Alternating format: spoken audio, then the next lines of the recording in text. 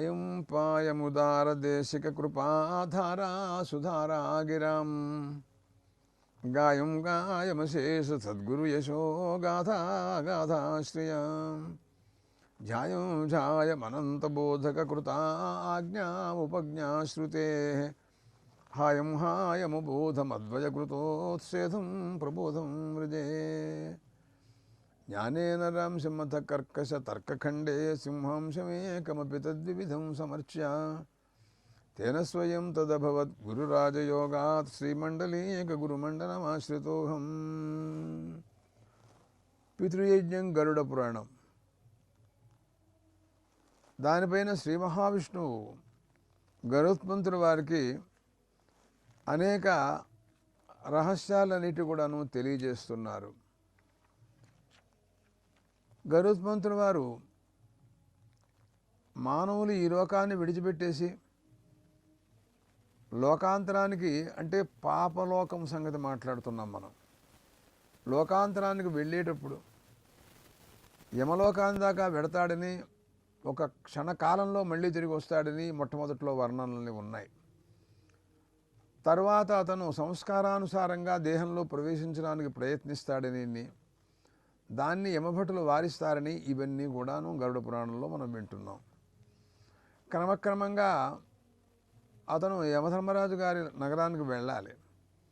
మార్గమధ్యంలో అతనికి చాలా కొన్ని నగరాలు దారిలో తగులుతాయని, అవన్నీ దాటుకుంటూ వెడతాడని, ఇవన్నీ గరుడ పురాణంలో గరుత్మంతుల వారు శ్రీ మహావిష్ణువు చెప్పగా విన్న విషయాలు. అది ఎలా ఉంది అంటే 60,000 యోజనాలతో విశాలంగా ఉందిటండి యమలోకం అనేటటువంటిది. అంటే 86,000 యోజనాలు వైశాల్యాన్ని పొంది ఉందన్నమాట. అది ఆ నగరానికి వెళ్ళడానికి మనం ఈ భూలోకాన్ని విడిచిపెట్టిన తర్వాత మార్గంలో 16 నగరాలు తగులుతాయి అని గరుడ పురాణం. దాంట్లో సౌరిపురం, యామ్యం, సౌరిపురం, నగేంద్ర భవనం, గంధర్వనగరం, శైలాగమం, క్రౌంచపురం, క్రూరపురం, విచిత్రభవనం, బహ్వాపదు, దుఃఖదం, నానాక్రందనపురం, సుతప్త భవనం, రౌద్రం, పయోవర్షణం, శీలాఢ్యం, బహుధర్మభీతి భవనం. ఇదిగో ఈ రకంగా 16 భవనాలు యమధర్మరాజు గారి నగరానికి వెళ్ళటానికి ఈ మధ్యలో ఇవన్నీ తగులుతాయట. అక్కడ చిత్రభవనం అని మధ్యలో 8వ అది. దానికి అధిపతిగా యమధర్మరాజు గారి తమ్ముడు ఉంటాడటండి. ఆయన ఆ రాజ్యాన్ని ఆయన పరిపాలిస్తూ ఉంటాడట. ఆ యమధర్మరాజు గారి తమ్ముడు తను. ఆయన కూడా యమధర్మరాజు గారిలాగానే ఉంటాడటండి. ఆయన లక్షణాలు ఏమిటో ఈయన లక్షణాలు అవేట. అంచేత పాపులను పీడించడం, శిక్షించటాలు ఇవన్నీ కూడాను వాళ్ళు చేస్తూ ఉంటారు. అది సరే కానీ గరుత్మంతుల వారు అడిగారు మహావిష్ణువు, ఇందాక మీరు వైతరణి నదిని దాటడం గురించినటువంటి ప్రసంగం తీసుకొచ్చారు. ఇక్కడ గోదానం చేసిన వాడికి వైతరణి నది తేలిగ్గా దాటుతాడు అని మీరు చెప్పారు. అసలు ఎలా దాటుతారో ఏమిటో కొంచెం విశేషంగా చెప్పరా అని అడిగారు. తత్ర కైవర్తాశ సహస్రశః వయం తారయిష్యామః వైతరణీ నదీ శతయోజన విస్తీర్ణ పూయశోణిత సంకులా నానాజస సమాకీర్ణ నానాపక్షిగణైర్వృత వయం త్వాం తారయిష్యామః సుఖేనేతి వదంతి తే యది త్వయా గౌర్దత్తా తర్హి తాం నదీం త్వయం తారయిష్యామః. గౌః తర్తుకామేన ప్రీతేన పూర్వజన్మని నదత్తా చేతు సతస్యాన్నజ్జాన్నిమగ్నో భవేతు అని అన్నారండి. వాళ్ళంటారట ఆ దాటించే వాళ్ళు చాలామంది వేల మంది ఉన్నట్టండి ఆ నది దగ్గర. అంటే ఇప్పుడు మనకి గుర్తొచ్చేది ఏమిటంటే, ఒక నదిని దాటేటప్పుడు గంగా నది దాటుతున్నాం, యమునా నది దాటుతున్నాం. అక్కడ కొంతమంది నావలు పెట్టుకుని రండి మానావలోకి రండి అని వాళ్ళు పిలుస్తూ ఉంటారు. వాళ్ళు ఏదో కొంతమంది తక్కువ తీసుకుంటారు డబ్బు, కొంతమంది ఎక్కువ తీసుకుంటారు, ఏదో కొంచెం మోసాలు ఉంటాయి, ఇటువంటివన్నీ ఉంటూ ఉంటాయి. మనకి ఇవన్నీ తెలుసు. ఇదే సంస్కారంతో మనం గరుడ పురాణం విన్నప్పుడు కూడా ఆ నదిని దాటించే వాళ్ళు చాలామంది ఉన్నారు. అది శతయోజన విస్తీర్ణం అండి బాబు, 100 యోజనాలు విశాలంగా ఉన్నటువంటి నది, మామూలు నది కాదు. దాని నిండా కూడా మలమాంసాలను భూయిష్టమైపోయి ఉంటుంది. అది భయంకరమైనటువంటి చేపలు మొసళ్ళు దాని నిండా ఉంటాయి. దాంట్లో అనేక రకాల పక్షులు ఇవన్నీ కూడాను భయంకరంగా ఉంటాయి. వాట్లను అన్నిటినీ కూడాను దాటడానికి సాధనం ఓడ ఏమిటి అంటే భూలోకంలో గోదానమే. ఇది ఎవరైతే చేస్తారో అలాంటి వారికి ఈ గోవు అనేటటువంటి నావ, ఈ నావతో అలాగా అక్కడ ఉండేటువంటి నావను దాటించే వాళ్ళందరూ కూడాను సులభంగా తీసుకువెడతారు. ఇక్కడ వాళ్ళని మనం చూసిన తర్వాత వాళ్ళు కూడా మోసగాళ్ళేమో అని మాత్రం భావించకూడదు మనం. అలాంటి వాళ్ళైతే అసలు ఈ పురాణాలు అనవసరం. వేదాల మీద కూడా ప్రామాణ్య బుద్ధి అయిపోతుంది, పురాణాల మీద ప్రామాణ్య బుద్ధి లేదు. స్మృతులంటే అప్రమాణం, అంతా అప్రమాణం, వీడొక్కడు మాత్రం ప్రమాణం. ఇది వీడి బుద్ధి మాత్రం కరెక్ట్ అంటావా? మనకి చిత్రమైనటువంటి బుద్ధులు పుడుతూ ఉంటాయి. దోసకాయ కూర తిన్నప్పుడు ఒక బుద్ధిని, బీరకాయ కూర తిన్నప్పుడు ఒక బుద్ధి వీడికి, వంకాయ కూర తింటే మరో బుద్ధి. వీడు చెప్పేదంతా కరెక్టుట, పురాణాల్లో మహర్షులు చెప్పింది మాత్రం అప్రమాణాలట. ఇది మన వాళ్ళ వాదన ఇప్పుడు ప్రస్తుత కాలంలో జరుగుతోంది. ఏమన్నా అంటే మనం వాళ్ళని ప్రతిఘటించి మాట్లాడకూడదు, మాట్లాడితే దెబ్బలాట. అందువలన ఎవరైతే గోవుని దానం చేస్తారో వాళ్ళు అలాగా సులువుగా వీళ్ళందరూ ఆ పక్కన ఉన్నటువంటి కైవర్తులంటే ఆ నావను దాటి నావ ద్వారా మనని అవతల పక్కకి తీసుకువెళ్ళే వాళ్ళు దానికి అర్థం అన్నమాట. వాళ్ళు సులభంగా మన అక్కడ తీసుకెడతారండి. లేకపోయినట్టయితే అమాంతంగా ఆ నావలు వాడు ఇక్కడ గోదానం చేయకుండా కనుక వాడు వెళ్ళినట్లయితే ఆ నదిలో మునిగిపోతాడు. చూసుకో, వాడికి ఉండే కష్టాలు మనం చెప్పలేం. దేయాచ విదుషాధేను తాన్నదీం తర్తుమిచ్చతాం అదతు మధ్యమానస్తు నిందత్యాత్మానమాత్మనా. గోదానం లేదు, గీదానం లేదు, ఏం లేదయ్యా. ఇక్కడికి వీడు దానం చేస్తే అక్కడ వైతరణి నది దాటడం ఏమిటి, అసలు వైతరణి ఏమిటి, నది ఏమిటి, దాటడం అంతా అప్రమాణం, అబద్ధం అని అనుకుని ఎవడు చేయలేదనుకోండి, ఒకవేళ పోనీ చేసుకోమోక, దానికి మనం ఏం చేస్తాం? నమ్మమని నిన్నేం బతిమాలటం లేదయ్యో. పురాణాలు ప్రమాణాలని మీరు నమ్మండి అని మిమ్మల్ని ఏం బతిమాలటల్లా. నీకు ఏదైనా శ్రద్ధాసక్తులు ఉండి, ప్రామాణ్య బుద్ధి ఉండి, మరి పాపభీతి ఉండేటట్టయితే విను, లేకపోతే మానేసి. అలాంటి వాడు అక్కడ మునిగిపోతాడు, ఆ నదిలో మునిగిపోతాడు. వీడి గోదానం చేయలేదు ఇక్కడ. అప్పుడు వాడు ఆత్మను నిందించుకుంటూ ఉంటాడట, అయ్యో నేనేమీ దానం చేయకుండా వచ్చానే, చేసి ఉంటే బాగుండి. వాళ్ళు అడుగుతున్నారు, ఏమైనా దానాలు చేసావురా, గోదానం ఇచ్చావురా అని అడిగారు వాళ్ళు. నేను ఇవ్వలేదని చెప్పానండి. అయ్యో ఇస్తే బాగుండేదేమో. పాథేయం ఎవరైనా పెడుతుంటే కాస్త ఆహారం కల్పించవయ్యా. మార్గంలో కాస్త ఆహారం, చాలామంది మహాత్ములు మార్గంలో కొంతమంది సత్రాలు పెట్టారండి ప్రాచీన కాలంలో.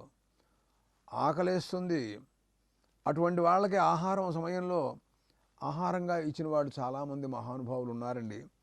ఆ రకంగా ఎవరైతే దానాలు చేస్తారో అలాంటి వారికి శోకం అంటూ ఉండదు కదా. కాబట్టి త్రయోదశ త్రీణి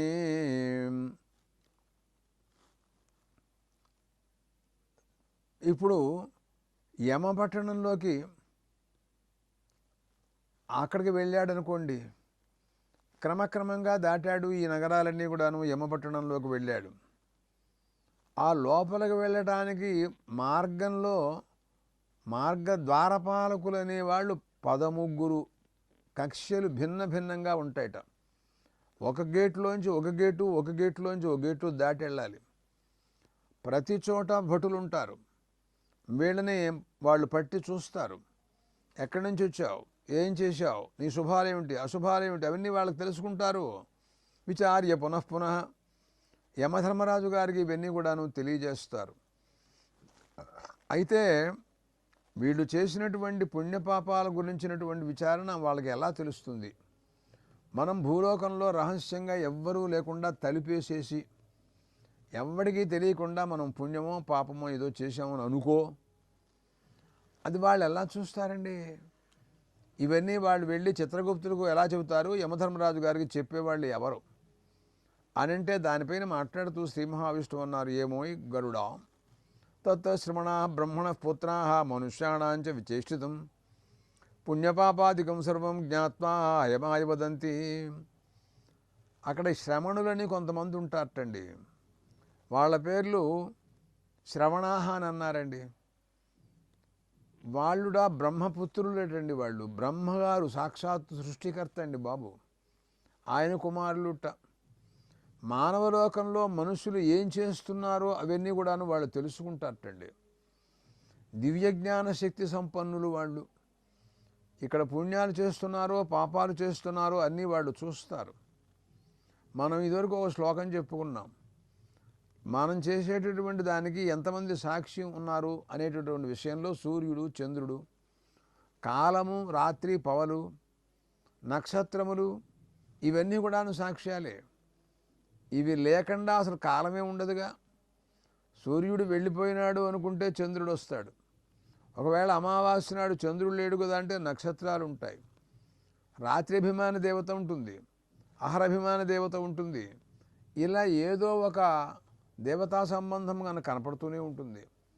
మనం చేసేవన్నీ వాళ్ళందరూ చూస్తూనే ఉంటారు. అలాగే ఇక్కడ కూడా శ్రవణులు అనేటటువంటి వాళ్ళు వీళ్ళకి దూరదర్శనము, దూర విజ్ఞాన శక్తి ఇవన్నీ ఉంటాయటండి. వాళ్ళు గ్రూపుగా ఉంటారటండి. కొంతమంది 8 ఒక గ్రూపు, కొంతమంది 12 మంది ఇంకో గ్రూపు, ఇలా ఉంటారట వాళ్ళు.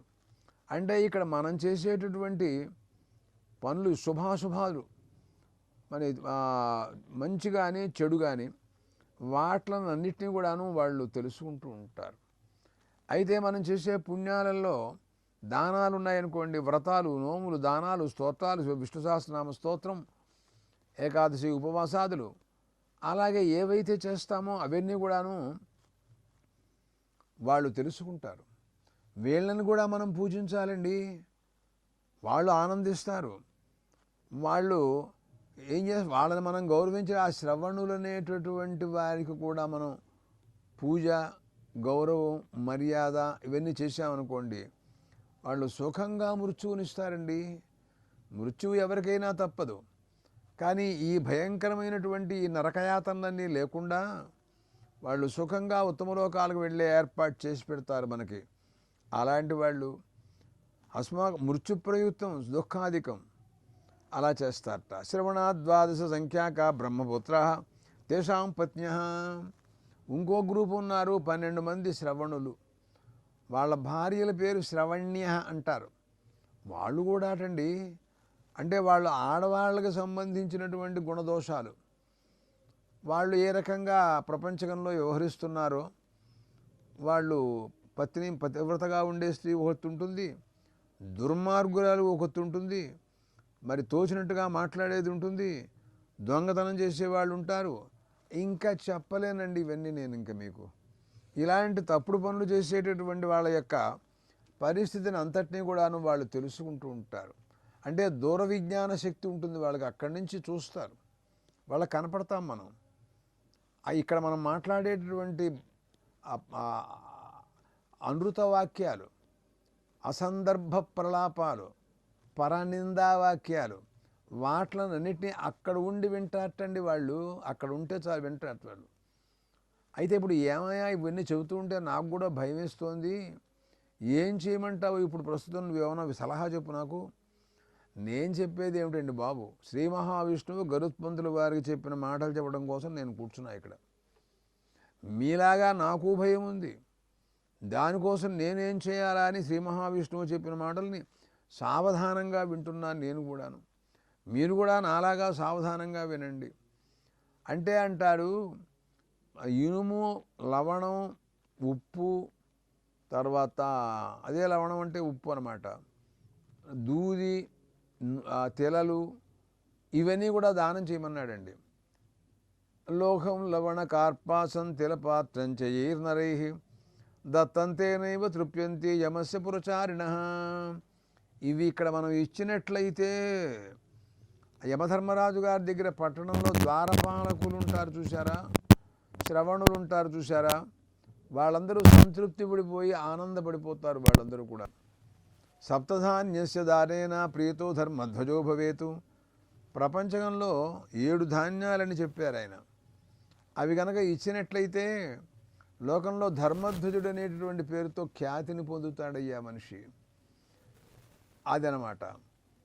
అయితే ఎవరైతే ఇవన్నీ చేయకుండా యమలోకానికి పెడతారో అలాంటి వాడికి యమధర్మరాజు గారి రూపం చూడటం చాలా భయంగా ఉంటుందండి. వీళ్ళ దృష్టిలో ఆయన ఎలా కనపడతాడు అంటే భయంకరమైనటువంటి ఆకారంతో కనపడతాటండి. అది చూచి గడగడలాడిపోతూ ఉంటారు వీళ్ళు అక్కడికి వెళ్ళిన వాళ్ళు.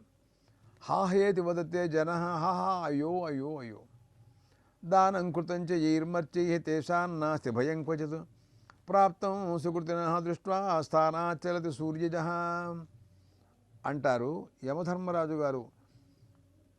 ఆయన పాపుల పట్ల ఎలా కనపడతాడో, ఎవరు మహాత్ములు పుణ్యపురుషులు ఉంటారో, దాన ధర్మాలు చేసిన వాళ్ళు ఉంటారో వాళ్ళ పట్ల ఎలా కనపడతాడో చెబుతున్నారు.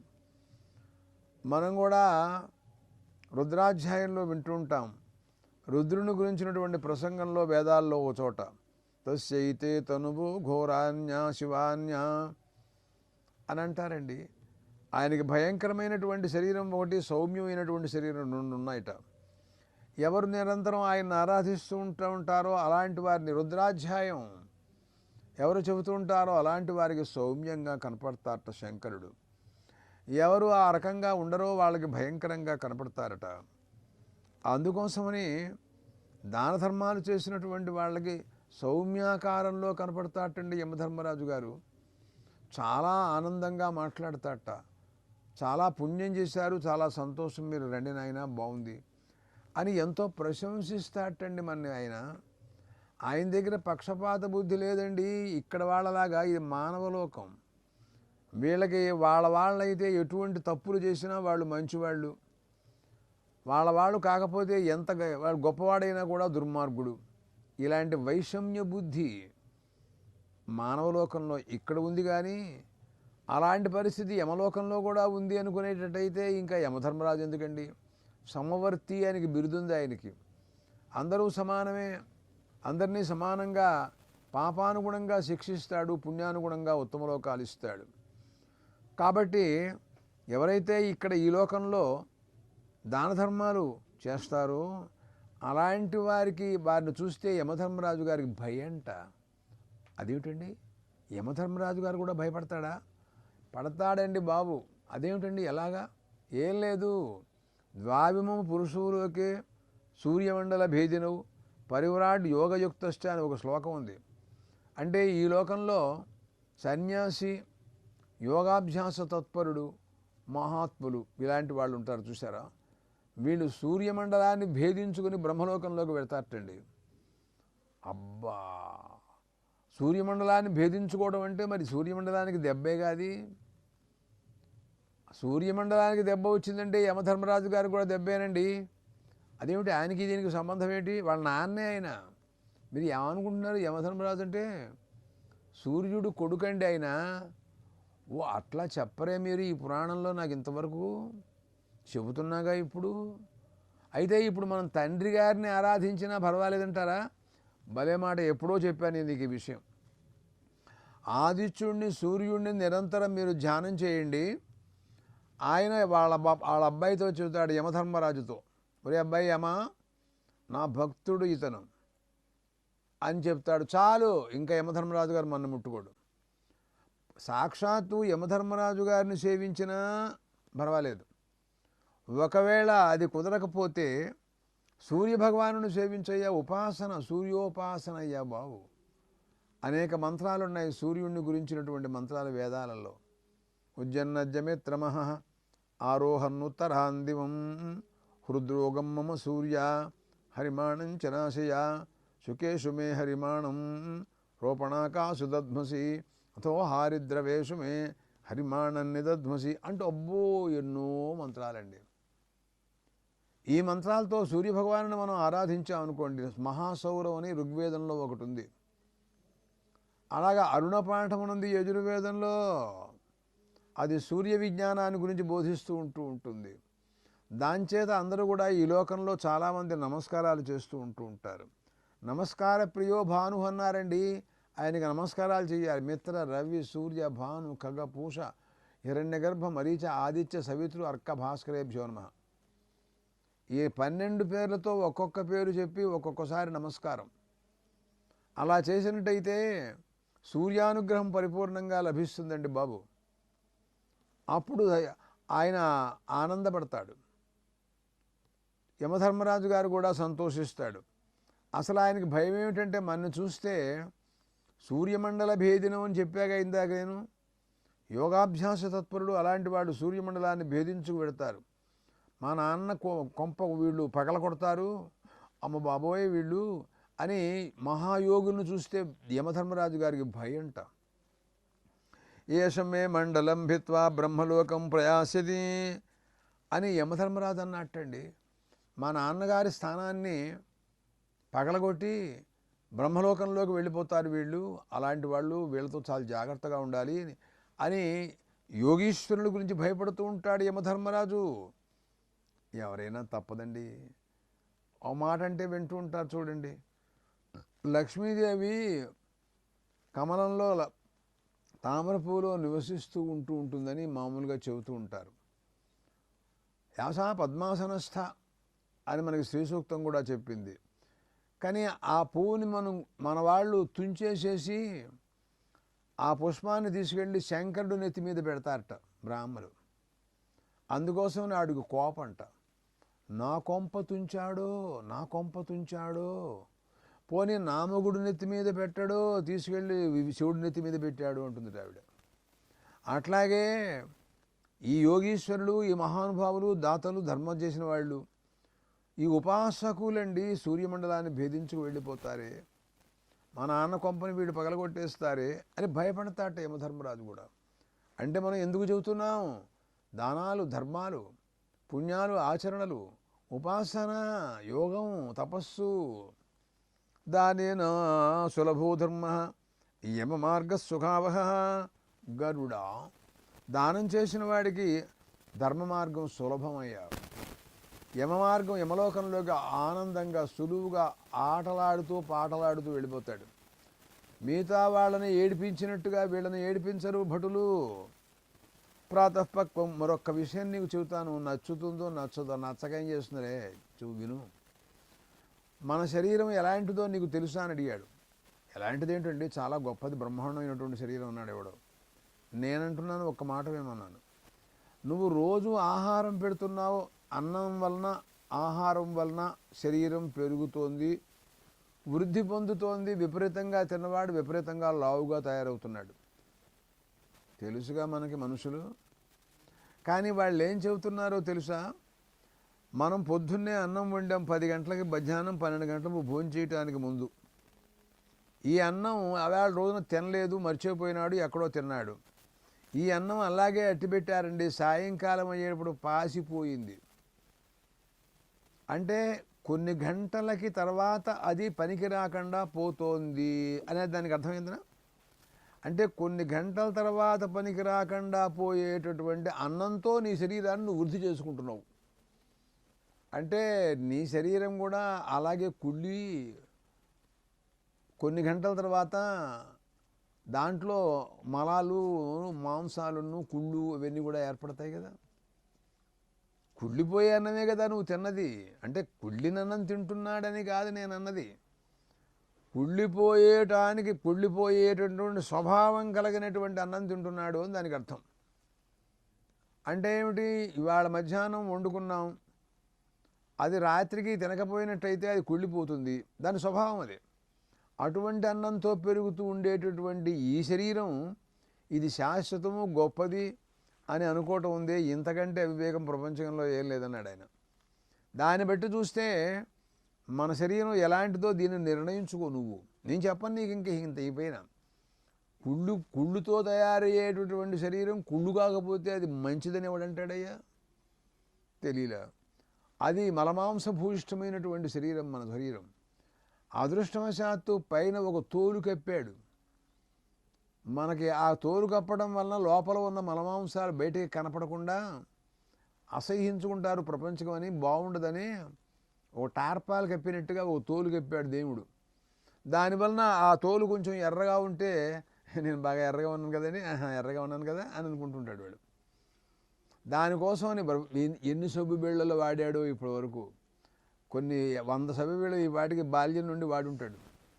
రోజు ఏనుగు స్నానంలాగా 6 బకెట్ల నీళ్లు మీద పోసుకుంటూ ఉంటాడు. వేడి నీళ్లు, పన్నీరు, అబ్బో మహారాజాధులైతే చెప్పలేం మనం అసలు.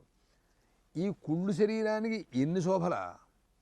దానికి నగలు, ఎంతో విలువైనటువంటి బంగారం దానికి పెడతాడు. ఆ శరీరం అసలే కుళ్ళది. దానికి విలువైనటువంటి బట్టలు ఎంతంత అచ్చులండి, అదేదో బంగార పంచులుట, ఎంతంత శాలువలు, కంకణాలు, కుండలాలు, కడియాలు, అమ్మ బాబోయ్ ఇవన్నీ పెడుతున్నాడు. ఇంత చేస్తే ఇది ఏమిట్రా అంటే మలమాంసభూయిష్టమైనటువంటిది, కుళ్ళిపోయిన అన్నంతో తయారైనటువంటి ఓ కుళ్ళు పీనుగు ఇది. దానికి ఇంత ఇదా? ఇంకో మాట కూడా చెబుతాను, భాగవతంలో కూడా అన్నారు ఈ మాట. విట్ సంజ్ఞ క్రిమి భస్మ సంజ్ఞితం ఉన్నాడు. ఈ శరీరాన్ని కనుక కదలకుండా ఒకవేళ మూర్ఛలాగా వచ్చి పడుకున్నవాడు ఎవడైనా భూమి మీద పడిపోయిన వాడు ఉన్నాడనుకో, ఈ లోపల వాడిని ఏ ఎలుకలు కుక్కలు పీక్కు తింటూ ఉంటాయి ఆ శరీరాన్ని. దాని నిండా లోపలే ఉంటాయి తెలుసా నీకు? అసలు ఆ మాట చెబితే నువ్వు నిజంగా అసహించుకుంటావు, నీకు అన్నం కూడా సహించదు. లోపల పురుగులు ఉంటాయి. అమ్మో అదేమిటండి అన్నాడు. నీకు తెలియదు, డాక్టర్లను అడుగు చెబుతారు. దానికి పురుగులు పోవడం కోసం మందేస్తాడు ఆయన. ఆ పురుగులపై వ్యాధులు వస్తుంటే లోపల కడుపులో నొప్పులు అవన్నీ దానివల్లనే వస్తాయి. నులి పురుగు అంటారు దాని పేరు తెలుగులో. అది అడుగు, డాక్టర్ గారిని అడుగు చెప్తాడు. అవన్నీ మందేస్తే డామని కింద పడి చచ్చిపోయి కింద వచ్చేస్తాయి అవి. అవి లోపల ఉండి వీడికి అనేక రకాల బాధలు కలగజేస్తుంటూ ఉంటాయి అన్నమాట. తర్వాత ఇది భస్మ, శ్మశానంలోకి వెడితే ఈ శరీరం భస్మం అయిపోతుంది. కింద పెడితే కుక్కలు నక్కలు పీక్కు తింటూ ఉంటాయి. దిక్కులేని వాళ్ళ శరీరాన్ని ఎవరు తింటూ ఉంటారంటే కుక్కలు నక్కలు పీక్కు తింటూ ఉంటాయి. దానికి గతి అది, దానికి మలమాంసం అది. అలా కంపు ఒకరోజు కనుక చచ్చిపోయిన తర్వాత తీసుకెళ్ళకపోయినట్టయితే పక్క వాళ్ళు కేసు పెడతారు. ఆ వాసన ఎవడూ భరించలేడు. అలాంటి దాన్ని చూసి వీడేదో చాలా గొప్ప అనుకుంటూ దీనికన్నింటినీ ఇంత గౌరవాలు చేసి కోట్ల రూపాయలు దానికోసం ఖర్చు పెడుతున్నాడు. ఎంత మేధావంతుడో, ఎంత బుద్ధిమంతుడో ఏమనాలో నాకు తెలియట్లేదు వీడిని గురించి. కాబట్టి అశాశ్వతం మానుష్యం పరిజ్ఞాయ ధర్మం సమాచరేతు. కాబట్టి ఈ శరీరం ఎప్పుడు ఉంటుందో ఎప్పుడు పోతుందో మనకు తెలియదు. నాయనా ఒక విషయం గుర్తుంచుకో, ఇది జాగ్రత్తగా దీపం జాగ్రత్తగా ఉన్నంతలోపే నువ్వు కొంప సర్దుకో. ఆరిపోయిన తర్వాత నువ్వు చేసేదేం లేదు. కాబట్టి నువ్వు మానవ శరీరం గొప్ప అదృష్టవశాత్తు ఎత్తావు. దీని ప్రకారంగా ధర్మాన్ని ఆచరించి కృతార్థుడు కావాల్సిందిగా దాన ధర్మాలు చేసి పుణ్యాచరణ చేసి యమధర్మరాజు గారికి గురి కాకుండా ఆ నరక దుఃఖాలకి అనుభవించకుండా నువ్వు ఉద్ధరింపబడాలి అని శ్రీ మహావిష్ణువు గరుత్మంతుల వారి ద్వారా మనకి ఎన్నో విశేషాలు తెలియజేశారు. ఇంకా అనేక విషయాలు వారు చెబుతారు, మనం వినాల్సి ఉన్నాం. అవన్నీ రాబోయేటటువంటి ఎపిసోడ్లో మనం విందాం. స్వస్తి.